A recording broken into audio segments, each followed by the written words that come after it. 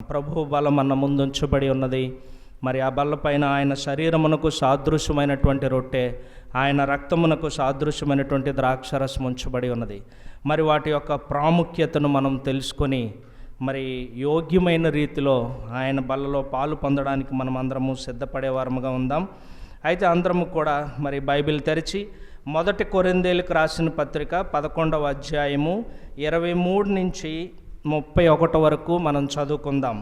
దేవుని సహాయం కొరకు చిన్న ప్రార్థన చేసుకుందాం. మహాపరిశుద్ధమైన మా తండ్రి, పరలోకమందున్న మా ప్రభువా, మీకే వేలాది వందనములు తండ్రి, లెక్కలేని స్తుతులు స్తోత్రములు చెల్లించుకొంచున్నాం. మా పూర్ణ హృదయంతో, ఆత్మతో, సత్యంతో మిమ్మల్ని ఆరాధిస్తూ ఉన్నాం. ప్రభువా, ఇదిగో మరి ప్రభు బల్ల యొద్దకు మేమందరము చేరువచ్చి నీ బిడ్డలముగా ప్రభువా, నీ చేత విమోచింపబడినటువంటి ప్రజలముగా మేము ఇక్కడున్నాం తండ్రి. యోగ్యమైన రీతిలో మీ బలలో పాలు పొందడానికి, నీ మరణ పునరుద్ధానమును మేము జ్ఞాపకం చేసుకొనడానికి, ప్రచురించడానికి సహాయం దయచేయండి ప్రభువా. నాయన, నేనైతే మరి నీ మందిరంలో ప్రవేశించడానికి, అడుగు పెట్టడానికి ఎంత మాత్రం అర్హత లేనటువంటి వాడను. నడినెత్తి మొదలుకొని అరికాలి వరకు నాలో కొంచెమైనను నీతి లేదు, స్వస్థత లేదు. అయితే నీ ప్రేమ చేతనే, నీ కృప చేతనే నేను రక్షింపబడి తండ్రి, ఇదిగో నాయన ఈ క్షణాన్ని ఇక్కడ నేను నిలబడి ఉన్నాను ప్రభువా. మీరైతే నన్ను నీ సిలువు చాటును మరుగుపరుచుకొని, నీ బోరధ్వనిగా చేసుకొని ప్రభువా, నీ పరలోక వర్తమానాన్ని మీరే అందించమని, మీరే మా అందరితో తేటగా సూటిగా మాట్లాడి నీ రాజ్యము కొరకు మరి నీ రాకడలో మేమందరము ఎత్తబడుటకు ఏ రీతిగా సిద్ధపాటు కలిగి ఉండాలో మా అందరికీ తెలియపరచమని, యోగ్యమైన రీతిలో మేమందరము మీ బల్లలో పాలు పొందడానికి కృపను అనుగ్రహించమని మా రక్షకుడును ప్రభు అయిన యేసుక్రీస్తు వారి నామం పేరటి ప్రార్థన అడిగి వేడుకొంచున్నాం పరమ తండ్రి, ఆమెన్. మరొకసారి అందరికీ వందనాలండి. అయితే ఇప్పుడు మనం చదివినటువంటి ఈ వచనాలను బట్టి మనకు ముఖ్యంగా కనిపిస్తున్న విషయం ఏమిటంటే, మరి ప్రభు బల్ల ప్రతి ఆదివారము మనమందరము కూడా దేవుని మందిరానికి వచ్చిన తర్వాత, ఆయన్ను ఆరాధించిన తర్వాత, మరి అపోస్తుల కార్యాలు 2వ అధ్యాయంలో వ్రాయబడి ఉన్నట్లుగా బాప్తిసం పొందిన ప్రతి ఒక్కరూ కూడా ఎడతెగక మరి అపోస్తుల బోధ యందును, సహవాసమందును, రొట్టె విరుచుటి యందును, ప్రార్థన యందును ఎడతెగక ఉండిరి అని ఏ విధంగా అయితే వ్రాయబడి ఉన్నదో, మనమందరము కూడా ఎడతెగక దీన్ని చేయించు ఉన్నాం. ఎందుకు చేస్తున్నాం, ఇది ఎక్కడ ప్రారంభమైందనే విషయాన్ని గమనిస్తే ఈ 1 కొరింథీయులకు రాసిన పత్రిక 11వ అధ్యాయంలో చాలా స్పష్టంగా వివరింపబడుతూ ఉన్నది. ఇక్కడ ఇది ప్రభు వలన పొందుకున్నాం. అయితే ప్రభు సిలువకు అప్పగింపబడిన రాత్రి మరి తన శిష్యులతో కూర్చుండి ఆయన చేసినటువంటి ఈ బల్ల, ఈ యొక్క రొట్టె ద్రాక్షరసము ఏ రీతిగా మనకి అనుగ్రహింపబడిందనే విషయాలు ఇక్కడ మనకు స్పష్టంగా తెలుస్తూ ఉన్నాయి.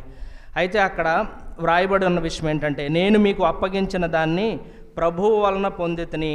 ప్రభువైన యేసు తాను అప్పగింపబడిన రాత్రి యొక్క రొట్టెను ఎత్తుకొని కృతజ్ఞతాస్తుతులు చెల్లించి దాన్ని విరిచి, ఇది మీ కొరకైన నా శరీరము, నన్ను జ్ఞాపకం చేసుకొనుటకై దీన్ని చేయడం చెప్పాను.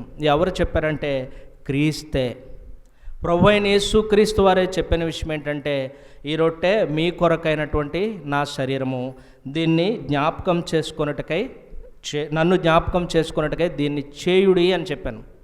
అయితే ఎప్పుడు వరకు చేయాలంటే మరి కింద వచనాల్లో మనకు చాలా స్పష్టంగా కనబడుతూ ఉంది.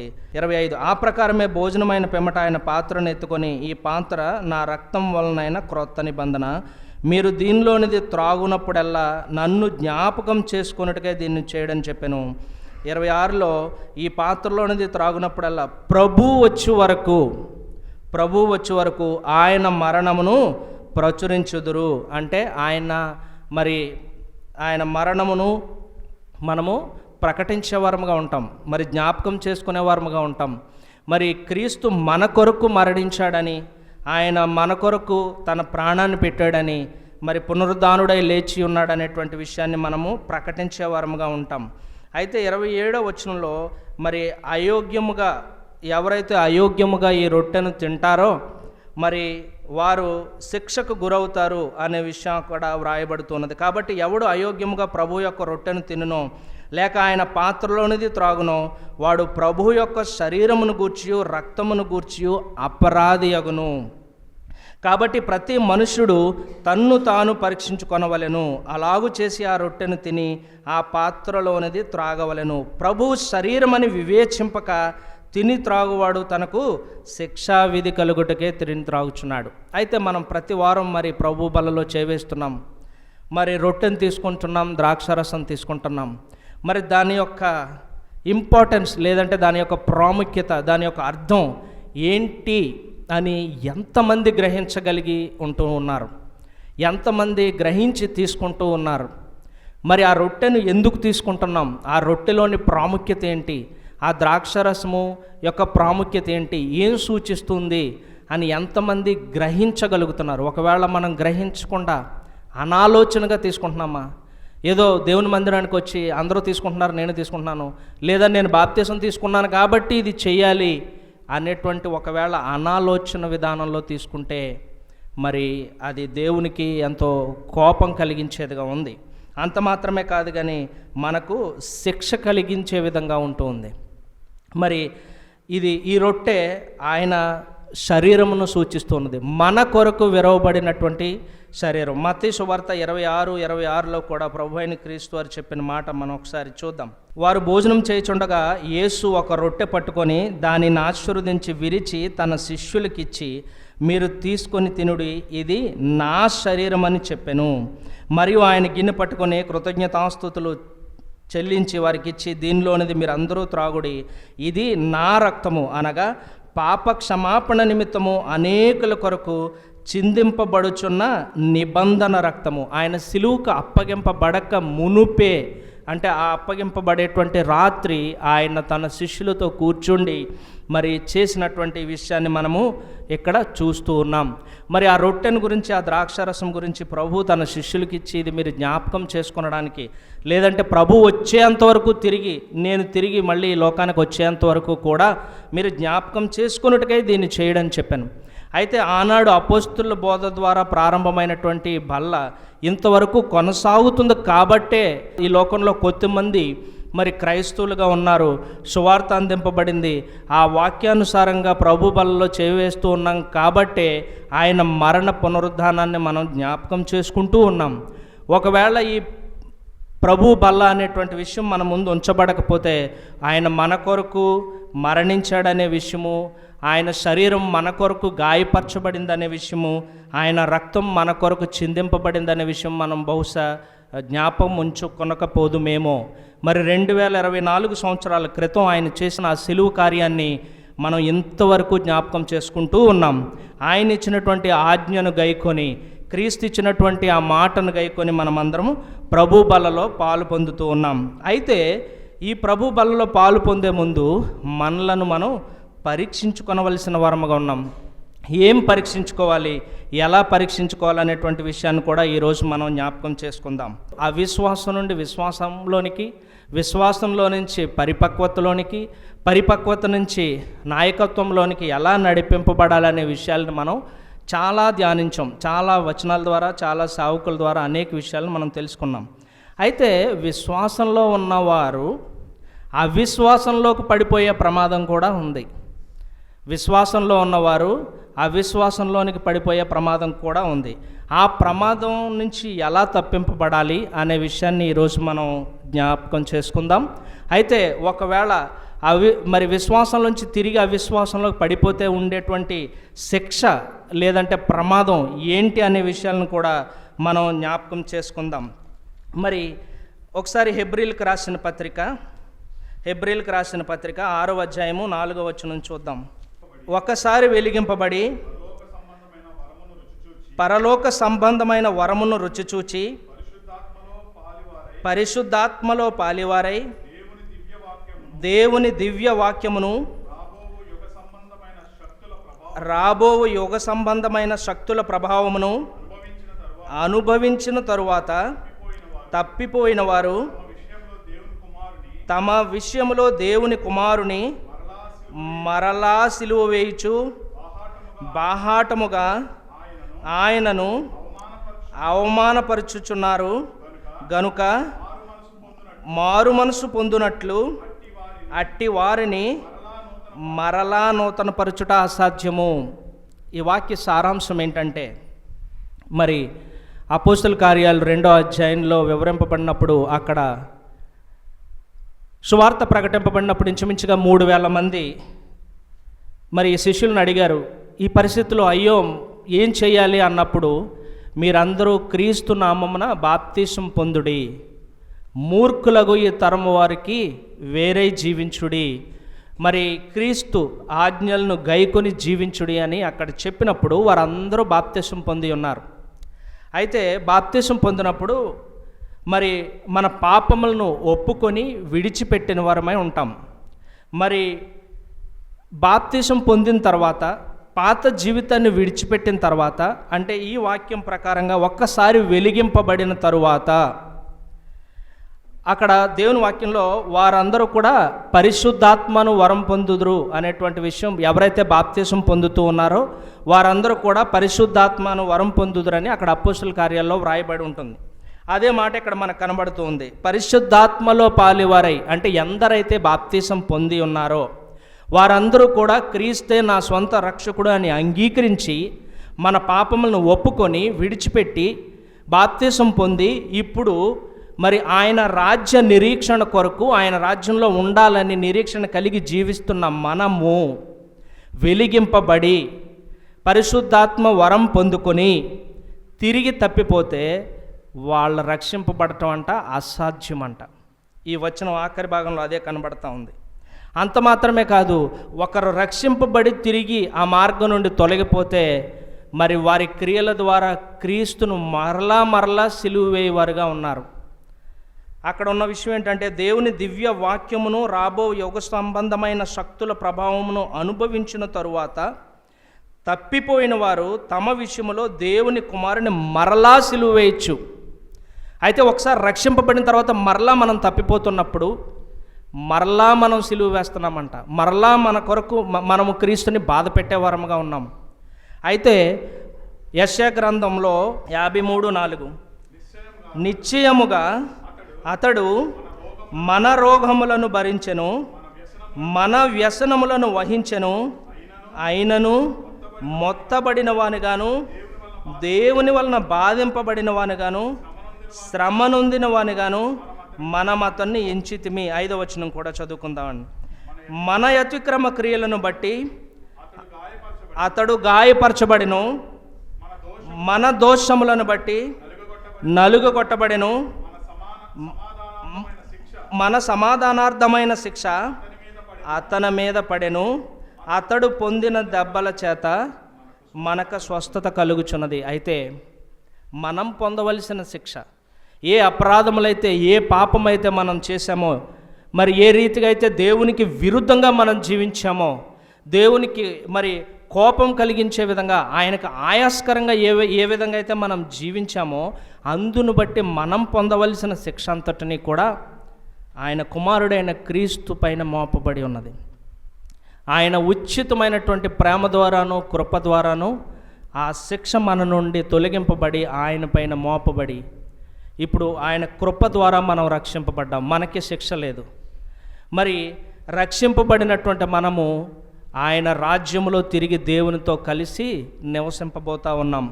ఆయన మనలందరినీ కూడా తన నివాసంలోనికి తీసుకొని వెళ్ళడానికి రానై ఉన్నాడు.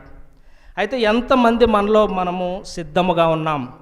మరి ఎంతమంది ఆయన ఆజ్ఞానుసారముగా ఆజ్ఞలను గైకొని జీవిస్తూ ఉన్నాం? ఎంతమంది మనలో వాక్యానుసారముగా జీవిస్తున్నాం? ఈ విషయాలన్నీ కూడా ప్రతిరోజు మనలో మనం పరీక్షించుకొనవలసిన వారముగా ఉన్నాం. అయితే వారానికి ఒకసారి సంఘముగా ఏకీభవించినప్పుడు, ప్రభు బలలో పాలు పొందేటప్పుడు మరి యోగ్యమైన రీతిలో పాలు పొందాలి అని ఇక్కడ వాక్యం హెచ్చరిస్తూ ఉంది. అయితే మనలను మనమే పరీక్షించుకోవాలి అని వాక్యం హెచ్చరిస్తూ ఉంది. మరి బల్లలో పాలు పొందే ముందు ఏం పరీక్షించుకోవాలి? ఒకవేళ ఈ బల్లలో పాలు పొందకపోతే, ఈ వారం మనం దేవుని మందిరానికి రాలేకపోతే, ప్రభు బల్లలో పాలు పొందకపోతే పరీక్షించుకునే అవకాశం కూడా కోల్పోతూ ఉన్నాం.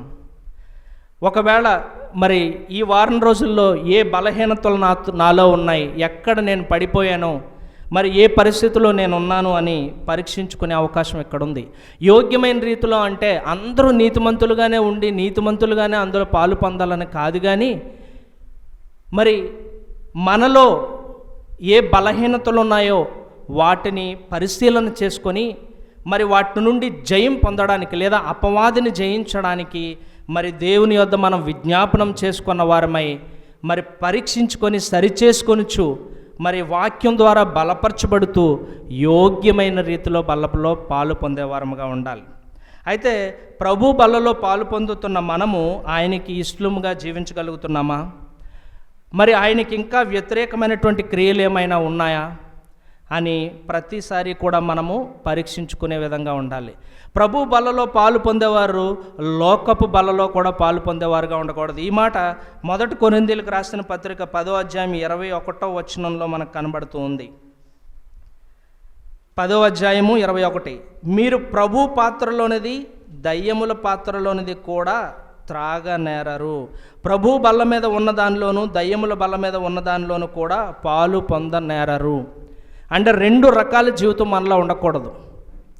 2 రకాల జీవితం మనలో ఉండకూడదు. ప్రభు బలలో పాలు పొందుతూ ఉన్నామంటే ఇప్పుడు మనము క్రీస్తు ప్రజలమై ఉన్నాం. క్రీస్తు మన యందు ఉన్నాడు, మనము క్రీస్తు యందు నివసించు వారమై ఉన్నాం. ఇప్పుడు ప్రభు బలలో పాలు పొందుతూ తిరిగి దయ్యముల పాత్రలో కూడా మనం త్రాగేవారముగా ఉన్నామంటే దాని అర్థం లోక సంబంధమైనటువంటి ఆచారాలను, లోక సంబంధమైనటువంటి క్రియలను, లేదంటే దేవునికి విరుద్ధమైనటువంటి పాపముల్లో కూడా మనం పాలు పొందుతూ ఉన్నామంటే మరి 2 కూడా మనలో ఉన్నట్టే. ఈ 2 కూడా ఒక్కసారిగా మనము చేసేవారిగా ఉండకూడదు.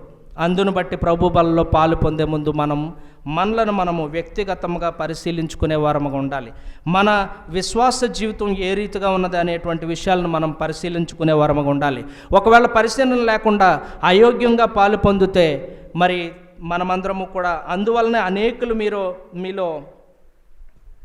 30వ వచనం, ఇందువలనే మీలో అనేకులు బలహీనులను రోగులనై ఉన్నారు, చాలామంది నిద్రించున్నారని కూడా ఇక్కడ దేవుని వాక్యం సెలవిస్తూ ఉంది. అయితే ఎవరు అయోగ్యంగా జీవిస్తున్నారో, ఎవరు దేవునికి వ్యతిరేకంగా జీవిస్తున్నారో వారందరూ కూడా మరి తీర్పు దినమున ఆ శిక్షకు అప్పగింపబడబోతూ ఉన్నారు. మరి అందులో ఎవరు ఉండబోతూ ఉన్నారంటే దేవునికి విరుద్ధముగా జీవించిన వారు, విగ్రహారాధనలు చేసిన వారు, అబద్ధ ప్రవక్తలు, మరి అనేకులు. ఆ యొక్క శిక్షలు ఎన్ని రకాల శిక్షలు ఉన్నాయంటే 2 రకాలను మనం ఒకటి చూడొచ్చు. అధికమైన శిక్ష ఏంటంటే నిత్యము మండుచున్నటువంటి అగ్నిగుండము. రెండవది ఏంటంటే మరి రాజు నోటి ద్వారా వచ్చేటువంటి ఖడ్గము ద్వారా సంహరింపబడి మరి ఆకాశ పక్షులకి ఆహారముగా అందింపబడటం. ఈ మాటలను మనం ఆ శిక్ష అనేటువంటి విషయాన్ని మనం ఇక్కడ ప్రకటన గ్రంథం 20వ అధ్యాయంలో ఒకసారి కొన్ని మాటలను మనం చూద్దాం. వారిని మోసపరిచిన అపవాది అగ్ని గంధకములు గల గుండములో పడవేయబడును, అచ్చట ఆ క్రూర మృగమును అబద్ధ ప్రవక్తయు ఉన్నారు, వారు యుగ యుగములు రాత్రింబగళ్ళు బాధింపబడుచున్నారు.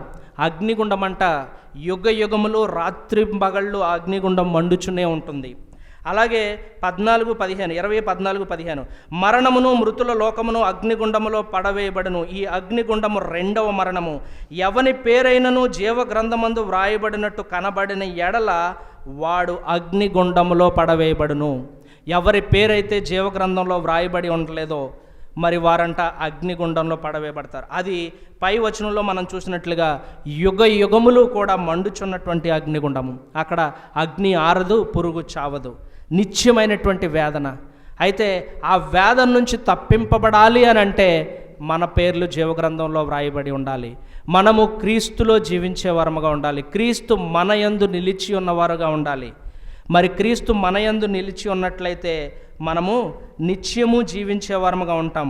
యోహాను సువార్త 6వ అధ్యాయంలో ఈ మాట మనం చూస్తాం.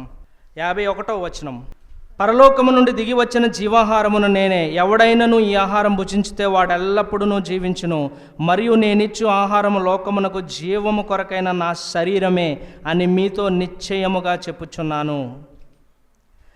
వాడెల్లప్పుడూ జీవించును అని రాయబడి ఉన్నది. ఎవరైతే ప్రభు శరీరము అనేటువంటి ఆ జీవాహారం భుజిస్తున్నారో అది భుజించడానికి ఎవరు అర్హులు అంటే ఎవరైతే వారి పాపములను ఒప్పుకొని అపవాది క్రియలను జయించిన వారే, మరి క్రీస్తే నా రక్షకుడు అని అంగీకరించిన వారే మరి ఆ జీవాహారమును భుజించేవారుగా ఉంటారు. ఎవరైతే ఈ జీవాహారమును భుజించేవారుగా ఉన్నారో వారందరూ కూడా 2వ మరణం లేదు కానీ నిత్య జీవములోనికి నడిపింపబడేవారుగా ఉంటారు. అయితే అదే అధ్యాయంలో 56వ వచనం కూడా చూస్తాం. నా శరీరము తిని నా రక్తము త్రాగువాడు నాయందును నేను వాని యందును నిలిచియుందుము. 58వ వచనం, ఇదే పరలోకము నుండి దిగి వచ్చిన ఆహారము, పితరులు మన్నాను తినియు చనిపోయినట్టు కాదు, ఈ ఆహారము తినివాడు ఎల్లప్పుడూ జీవించునని నిశ్చయముగా మీతో చెప్పుచున్నాను నేను. ఎవరు ఈ ఆహారం తింటున్నారో, ఎవరు ఈ జీవాహారము తింటున్నారో వారు క్రీస్తు యందు జీవించువారై ఉన్నారు. క్రీస్తు వాని యందు కూడా జీవించువాడై ఉన్నాడు. అయితే వారికి రెండవ మరణం లేదు, కానీ నిత్య జీవమునకు కొనుపోవడానికి అర్హులుగా వారి పేర్లు జీవగ్రంథమందు వ్రాయబడుతూ ఉన్నాయి. అయితే ఈనాడు ప్రతిదినము కూడా మన పేరు జీవగ్రంథమందు వ్రాయబడి ఉన్నదా లేదా, నేను నిత్య జీవానికి వెళ్ళగలనా లేదా అనే విషయాన్ని మనకు మనమే ఎల్లప్పుడూ పరిశీలించుకునే వారముగా ఉండాలి. ఇతరులను మనం పరిశీలించకూడదు, కానీ మనలను మనమే పరిశీలించుకొని సిద్ధపాటు కలిగిన వారముగా ఉండాలి. ప్రతి ఆదివారం బలలో పాలు పొందుతున్న మనము యోగ్యమైన రీతిలోనే పాలు పొందుతున్నామా లేదా అని పరిశీలన చేసుకునే వారముగా ఉండాలి. ఒకవేళ ఏదైనా బలహీనత పరిస్థితులు మనలో ఉంటే ఆ బలహీనతను జయించడం కొరకు దేవుని యొద్దనే వేడుకొని ప్రార్థించే వారముగా ఉండాలి. అయితే మరి ఈ అగ్నిగుండము నుంచి తప్పింపబడాలి అని అంటే మరి దేవుని వాక్యానుసారముగా జీవించేవారుగా ఉండాలి. ఎటువంటి అపవిత్రతకు మనము చోటిచ్చేవారుగా ఉండకూడదు. ప్రకటన గ్రంథం 3వ అధ్యాయము 4-5 వచనాలు మనం చూస్తే, అయితే తమ వస్త్రములను అపవిత్రపరచుకొనని కొందరు సార్దీస్లో నీ యొద్ద ఉన్నారు. వారు అర్హులు గనక తెల్లని వస్త్రములు ధరించుకొని నాతో కూడా సంచరించెదరు. జయించువాడు అలాగున తెల్లని వస్త్రములు ధరించుకొనును. జీవగ్రంథంలో నుండి అతని పేరు ఎంత మాత్రమును తుడుపు పెట్టక నా తండ్రి ఎదుటను ఆయన దూతల ఎదుటను అతని పేరు ఒప్పుకొందును. మరి ఎటువంటి అపవిత్రత లేని ప్రజలు, తమ వస్త్రములను అపవిత్రపరచుకొనని ప్రజలు అని అక్కడ దేవుని వాక్యం సెలవిస్తూ ఉంది. మరి ఈనాడు మనం కూడా పరిశీలించుకోవాలి, ఏదైనా అపవిత్రత మనలో ఉన్నదా? ఒకవేళ అపవిత్రత ఇంకా ఏదైనా ఉండుంటే, ఏ బలహీనత అయినా మనలో ఉండుంటే వెంటనే మనం ఆ బలహీనతను జయించటానికి దేవుని శక్తి కొరకు, సహాయం కొరకు ప్రార్థిస్తూ ఆ బలహీనతలను, ఆ అపవిత్రతను జయించిన వారమై తెల్లని వస్త్రములు అనేటువంటి నీతి క్రియలను కలిగిన వారమై మరి యోగ్యమైన రీతిలో జీవిస్తూ యోగ్యమైన రీతిలో ప్రభు బలలో పాలు పొందే వారంగా ఉండాలి. మరి ఈ ప్రభు బల మీద ఉన్నటువంటి రొట్టె ద్రాక్షారసము ఆయన శరీరం అని మనం గ్రహించాలి. ఏదో రొట్టె, ఏదో ద్రాక్షారసం కాదు, కానీ ఇది నా కొరకు, నా అపరాధముల నిమిత్తం నేను ఆ అగ్నిగుండంలో పడవేయబడకుండా ఉండుటకై, నేను దేవునితో కలిసి జీవించడానికి నా కొరకు విరవబడినటువంటి క్రీస్తు శరీరమని మనం గ్రహించగలిగే వారముగా ఉండాలి. దాని యొక్క శక్తిని మనము అర్థం చేసుకునే వారముగా ఉండాలి. మన కొరకు విరవబడినటువంటి శరీరము, దాని యొక్క ప్రాముఖ్యతను మనము అర్థం చేసుకొని బల్లలో పాలు పొందే వారముగా ఉండాలి. అనాలోచనగా తీసుకోకూడదు. అనాలోచనగా తీసుకోవడం వలన మరి దేవుని ఉగ్రతకు మనం పాత్రులముగా ఉంటున్నాం. మరి రక్షింపబడినటువంటి మనము ప్రతి వారం వెంబడి వారము దేవుని మందిరానికి వెళుతూ ఆత్మతోనూ సత్యముతోనూ ఆయన్ని ఆరాధిస్తూ ప్రభు బలలో పాలు పొందుతూ ఎటువంటి సాక్ష్యం కలిగి ఉంటున్నాం? ఇక్కడ ఆ కొరింథీయుల్లో మనం చదివినట్లు మరి ఆయన మరణ పునరుద్ధానమును ప్రచురించుటకై చేయవలను అని కూడా దేవుని వాక్యం సెలవిస్తుంది. ఎంతమంది ఆయన మరణ పునరుద్ధానమును ప్రకటించగలుగుతూ ఉన్నారు, ప్రచురించగలుగుతున్నారు, ప్రతి వారము జ్ఞాపకం చేసుకోగలుగుతూ ఉన్నాం. ఈ విషయాలను మనమే పరిశీలించుకునే వారముగా ఉండాలి. మరి ఒకవేళ పరిశీలించకుండా అంటే మన వ్యక్తిగతమైనటువంటి జీవితం ఎలా ఉంది, మన హృదయ ఆలోచనలు ఎలా ఉన్నాయి, మన క్రియలు ఎలా ఉన్నాయి అని ఒకవేళ పరిశీలన చేసుకోకుండా ఉంటే, మనం అపవిత్రతకు చోటిస్తే, అపవాదికి మన జీవితంలో చోటిస్తే, మరి మళ్ళీ మనం వెలిగింపబడి ఆరిపోయి అంధకారంలోకి జారిపోయే ప్రమాదం ఉన్నది. ఒకసారి వెలిగింపబడి తిరిగి అంధకారంలోనికి జారిపోతే వాళ్ళు మళ్ళీ రక్షింపబడం అసాధ్యమని దేవుని వాక్యం సెలవిస్తుంది. హెబ్రీలకు రాసిన పత్రిక 6:4-6 వచనాల్లో. మరి ఏ విషయాలను బట్టి మనం పరిశీలన చేసుకోవాలి, ఎలా పరిశీలన చేసుకోవాలనేటువంటి విషయాలను కూడా కొన్ని వచనాల ద్వారా మనం చూద్దాం. 2 కొరింథీయులకు రాసిన పత్రిక 13:5 ఒకసారి మనం చూద్దాం. 2 కొరింథీయులకు రాసిన పత్రిక 13వ అధ్యాయము 5వ వచనం. మీరు విశ్వాసము గలవారై ఉన్నారో లేదో మిమ్మును మీరే శోధించుకొని చూచుకొనుడి, మిమ్మును మీరే పరీక్షించుకొనుడి. మీరు భ్రష్టులు కాని ఎడల యేసుక్రీస్తు మీలోనున్నాడని మిమ్మును గూర్చి మీరే ఎరుగురా. చాలండి. ఇప్పుడు కనీసం మనం అవిశ్వాసంలో నుంచి విశ్వాసంలోనికి వచ్చామా లేదా, మన విశ్వాసం ఎలా ఉన్నది, మన జీవితం ఎలా ఉన్నది అనే విషయాలను మనము పరీక్షించుకోవాలనేటువంటి విషయాల్లో ఇది ఒక వచనం మనకు కనబడుతూ ఉంది. మీరు విశ్వాసము గలవారై ఉన్నారో లేదో, మీరు విశ్వాసములోనే నిలకడగా ఉన్నారా లేదో, లేక మళ్ళీ విశ్వాసంలో నుంచి అవిశ్వాసంలోనికి జారిపోయారా, వెలిగింపబడిన ఆత్మ ఆరిపోయిందా, పరిశుద్ధాత్మను పొందుకొని తిరిగి భ్రష్టులుగా మార్చబడ్డామా అనేటువంటి పరీక్ష మనలో మనం చేసుకునే వారముగా ఉండాలి. మీరు విశ్వాసం గలవారై ఉన్నారో లేదో మిమ్మును మీరే శోధించుకొని చూచుకొనుడి, మిమ్మును మీరే పరీక్షించుకొనుడి. మీరు భ్రష్టులు కాని ఎడల యేసుక్రీస్తు మీలోనున్నాడని మిమ్మును గూర్చి మీరే ఎరుగురా. ఇందాక మనం యోహాను సువార్తలో చదివాం. మరి ఎవరైతే ఆయన జీవాహారంలో పాలు పొందుతున్నారో వారి యందు క్రీస్తు నివసించువాడై ఉన్నాడు, వారందరూ కూడా క్రీస్తులో నివసించువారై ఉన్నారు. ఎవరి పేర్లు జీవగ్రంథమందు వ్రాయబడి ఉన్నాయో వారందరినీ కూడా వీరు నా ప్రజలని తండ్రి ముందు క్రీస్తు ఒప్పుకొనబోతా ఉన్నాడు. అయితే మన విశ్వాస జీవితం ఏ రీతిగా ఉన్నది అని మనలను మనమే పరీక్షించుకునే వారముగా ఉండాలి. గలతీయులకు రాసిన పత్రిక 6వ అధ్యాయం 4వ వచనంలో ఒక మాట మనం చూద్దాం.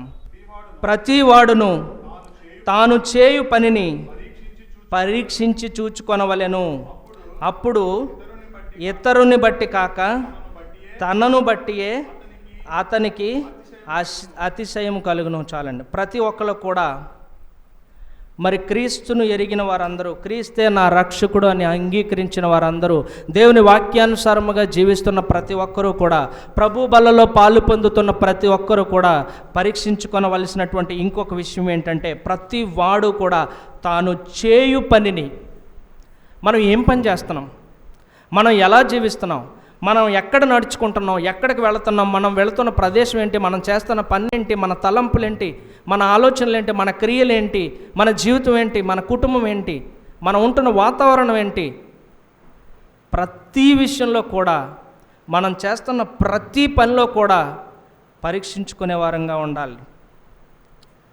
ఇతరులను బట్టి కాక తనను బట్టియే అతనికి అతిశయం కలుగును. ప్రతివాడును తన బరువు తానే భరించుకొనవలను కదా. అయితే పరీక్షించుకొనవలసినటువంటి సమయంలో మన విశ్వాస జీవితం ఎలా ఉంది, మన క్రియలు ఎలా ఉన్నాయి, మన పనులు ఎలా ఉన్నాయి అని ఎల్లప్పుడూ కూడా మనలను మనమే పరీక్షించుకునే వారముగా ఉండాలి. అయితే ప్రతిసారి పరీక్షించుకుంటూ మరి దేవుని యొద్ద కూడా మనం ప్రార్థించే వారంగా ఉండాలి. ప్రభువా, నీకు ఆయాస్కరమైనటువంటి క్రియలు నాలో ఉన్నాయా, దయచేసి వాటి నుంచి నన్ను వేరుపరచు. మరి మూర్ఖులకు ఈ తరం వారికి నేను వేరే జీవించినట్లుగా, మరి అపవిత్రత నాలో ఉండకుండానట్లు సహాయం దయచేయమని మనం ఎల్లప్పుడూ కూడా దేవుణ్ణి వేడుకునే వారముగా ఉండాలి. మన శక్తి చాలదు, మన సామర్థ్యం చాలదు, ఏ పని చేయడానికి మనం ఎంత మాత్రం సరిపోము. కానీ ఒక అపవిత్రతను లేదా అపవాదిని జయించడానికి కూడా దేవుని శక్తి మనకి కావాలి. కనుక మనం ప్రార్థించి అపవాదిని జయించి, అపవిత్రతను జయించి, మరి విశ్వాసము నుండి పరిపక్వత చెందే క్రైస్తవులముగా మనం జీవించాలి. అలా జీవించాలంటే ప్రతిరోజు మనలను మనమే పరీక్షించుకునే వారంగా ఉండాలి. ఇంకొక మాట చూద్దాం. మత్తయి సువార్త, మన మాటలు ఎలా ఉన్నాయి. మత్తయి సువార్త 12వ అధ్యాయం 36వ వచనం ఒకసారి చూద్దాం. నేను మీతో చెప్పున్నదేమనగా, మనుషులు పలుకు వ్యర్థమైన ప్రతి మాటను గూర్చియు విమర్శ దినమున లెక్క చెప్పవలసి ఉండును. మనమందరము కూడా మరి క్రీస్తు రాకడలో తీర్పులోనికి నడిపింపబడే వారముగా ఉంటాం. అయితే ఆ తీర్పులో మన క్రియలను బట్టి, మన మాటలను బట్టి, మన నడవడికను బట్టి మనకు తీర్పు ఉన్నది. ఇక్కడ ఒకసారి చూసినట్లయితే, నేను మీతో చెప్పున్నది ఏమనగా, మనుషులు పలుకు వ్యర్థమైన ప్రతి మాటను గూర్చి విమర్శ దినమున లెక్క చెప్పవలసి ఉన్నది. ఒకవేళ వ్యర్థమైన మాటలు మనం ఏమన్నా పలుకుతున్నామేమో, అవసరం లేని మాటలు ఏమన్నా మాట్లాడుతున్నామేమో, వ్యతిరేకమైన మాటలు ఏమన్నా మాట్లాడుతున్నామేమో, మరి వాటి నుంచి ఒకరోజు మళ్ళీ మనం లెక్క చెప్పవలసిన వారముగా ఉన్నాం. అయితే ప్రతిరోజు కూడా మనలను మనం పరిశీలించుకుంటూ, మన మాట తీరు ఎలా ఉంది, మన నడవడిక ఎలా ఉంది, మన సహవాసం ఎలా ఉంది, మన జీవితం ఎలా ఉన్నది, మన విశ్వాసం ఎలా ఉన్నది, ఇవన్నీ కూడా పరిశీలన చేసుకుంటూ, ఎప్పుడైతే బలహీనతలు కనబడుతున్నాయో ఆ బలహీనతల్లో జయమును అనుగ్రహించమని, అపవాదిని జయించుటకు శక్తిని అనుగ్రహించమని దేవుణ్ణి వేడుకొనుచు మనము జీవించే వారముగా ఉండాలి. యాకోబు పత్రికలో ఒక మాట చూద్దాం, 1:26లో, ఎవడైనను నోటికి కళ్ళెం పెట్టుకొనక తన హృదయమును మోసపరుచుకొనుచు భక్తి గలవాడనని అనుకొనిన ఎడల వాని భక్తి వ్యర్థమే. మత్తయి సువార్తలో చూసాం. మన మాటలను బట్టి కూడా ఒకరోజు మనం సమాధానం ఇవ్వాలి అని. ఒకవేళ మనం భయభక్తులు కలిగి ఉన్నవారముగా ఉండి, విశ్వాసముగా ఉండి, మరి దేవుని మందిరానికి వస్తూ ఆయన ఆరాధిస్తూ యోగ్యమైన రీతిలో మరి బల్లలో పాలు పొందుతున్నామనే నమ్మకం కలిగి జీవిస్తూ కూడా మందిరం నుంచి బయటకు వెళ్ళిన తర్వాత వ్యర్థమైన మాటలు, దుర్భాషలు, దురాలోచనలు ఇవన్నీ కూడా కలిగి ఉంటే మన భక్తి జీవితం వ్యర్థమే. మనం ప్రతి వారం దేవుని మందిరానికి రావడం వ్యర్థమే అని దేవుని వాక్యమే చెప్తుంది, నేను కాదు.